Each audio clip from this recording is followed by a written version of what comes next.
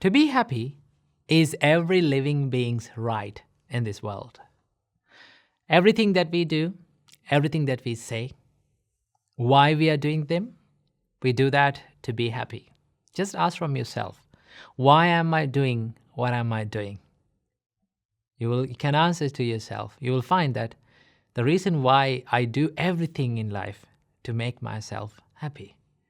If I ask from you, why do you wake up early in the morning and just prepare some food and go out to work? To make yourself happy and to make others happy, isn't it? Yes. You gain happiness by making others happy as well. That you have to remember, right? So there are two types of happinesses in this world. The first type of happiness is called the material happiness, right? And also the other type of happiness is called the spiritual happiness.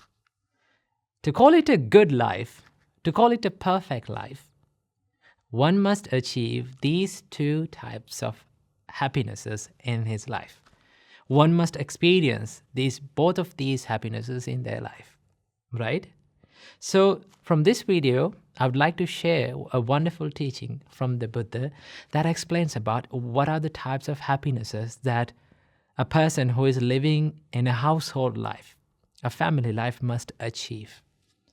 Now, according to Buddhism, there are two types of lives. The first type of life is called the household life. That means the people who are living in a family life, right? Maintaining a family, living in a house, engaging in material pleasures and all the stuff, right? A household life. That means you, right? And also, there is this other type of life. It is called the monk's life, right? Which we can call them the homelessness life. That means we leave our houses, we leave our families and become monks, right? So that we no longer own a house. We no longer own a family. We no longer maintain a family, right? So the ones who renunciate the household life, the ones who leave the household life, they seek a higher kind of happiness, right? That doesn't mean that they don't seek any kind of happiness. We as monks, why we become monks is to seek the spiritual happiness. Now, when you become a monk, it doesn't mean you totally deny seeking the material happiness, right? But for a monk, there must be a limit for seeking the material happiness, because as living beings, we can't totally deny seeking material pleasure. As living beings, we must consume some sort of material pleasures in this world. But that seeking, that consumption of material pleasure must not disturb the peace and the spiritual happiness that a monk is seeking, right? So for monks, there are limitations for material happiness, okay? But it is less of the material happiness and more of the spiritual happiness. So in this teaching of the Buddha focuses on household life, a household, a person who is living a family life. To call that life a perfect life, a good life, the Buddha says that there are 4 types of happinesses that a householder must achieve in their life, right? The first type of happiness, the Buddha called it Ati Sukha. What is it? Ati Sukha. Ati Sukha can be translated into English as the happiness of ownership. Now, what do you mean by the happiness of ownership? Buddha explains the happiness of ownership as one must work hard, put his time and energy and strive and earn money righteously in the correct way, right? He must earn money, he must earn wealth in the righteous way. Now, what do you mean by in the righteous way? Is by you should earn money without harming anyone, without harming yourself, and without harming the other people, without harming the society, right? If you earn money without harming anyone, that is the righteous way of earning money. Now, Buddha said, as a householder, you must be happy and you must enjoy earning money, right? Buddha was someone who did not say that you should not pursue happiness. You should not pursue material happiness. The Buddha said, if you are a householder, you must do that. That is your duty, right? So the Buddha said, strive hard, work hard, put your time and energy to what you're working on, and earn money righteously. That is a happiness that you can gain, right? When you have enough money to your life, then you can be happy about thinking that I own this wealth. This is my wealth. That is sort of a happiness that one can gain, right? That is the first type of happiness that Buddha said a householder must achieve in their life at some point in their life, right? That is the first one. The second type of happiness that Buddha taught for householders to achieve is called Bhoga Sukha. The Bhoga Sukha can be translated into English as the happiness of enjoyment. Now, first you earn money, right?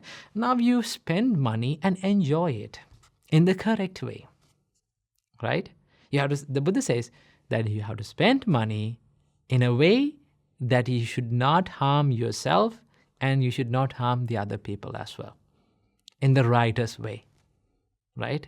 So that when you spend money doing good things like helping people, helping your parents, with your money, with the money that you righteously earned, and when you spend that money on the people who you love, right, to make them happy, it gives you a happiness, right? It is a great happiness that one can achieve. That you have to achieve in your life. Okay, so the second type of happiness the Buddha taught to achieve is called the Bhoga Sukha, the happiness of enjoyment. The third type of happiness that Buddha taught us to enjoy in the life is called the happiness of freedom from debt. That we called Anana Sukha. Anana Sukha is the happiness of freedom from debt. Now, when you are free from debt, let's say you don't have any loans or any debt to pay, right? You're financially free. Then how much freedom that one can feel, right? You feel freedom, you feel a happiness that I'm no longer in debt to anything, right? I don't have any loans to pay, I don't have any debt to pay, so I'm financially free.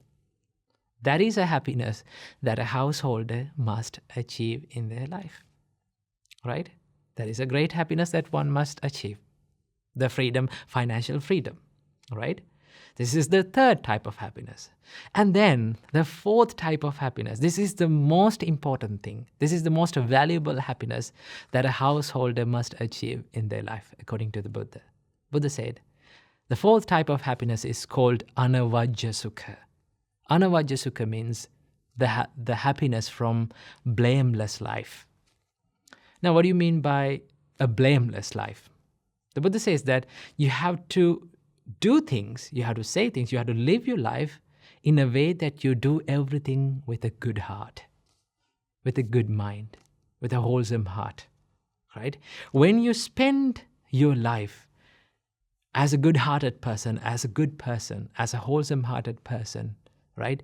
It gives you a bigger happiness, bigger enjoyment, thinking about who you are.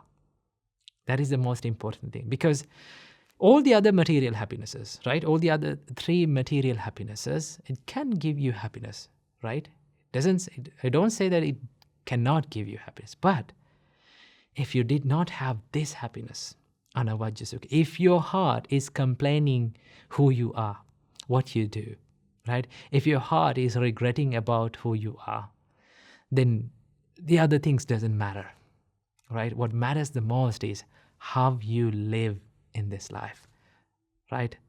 At the end of our life, the most important thing that we can be happy about is how we live this life, how much love we give to other people, right? How much we help to other people, how righteously and how correctly we lived our life. So the Buddha said, you must achieve this happiness as well, right? So these are the four happinesses that a householder, one who is living in a family life, spending a family life, must achieve. So I hope this video and this teaching from the Buddha gave you a little light to your life. So I wish you all, may all of you be able to achieve all of these happinesses in this very life. Namo Buddhaya.